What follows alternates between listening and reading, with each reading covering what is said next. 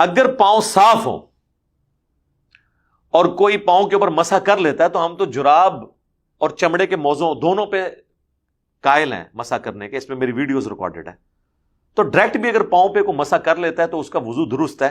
لیکن بعض لوگ نہ وہ حدیث لے آتے ہیں بخاری مسلم سے، وہ کہتے ہیں بخاری مسلم میں حدیث ہے ایک سفر کے دوران ایڑیاں خشک رہ گئی تھیں اصحاب کی نا، تو نبی علیہ السلام نے کہا کہ ایڑیوں کی وجہ سے عذاب دیا جائے گا.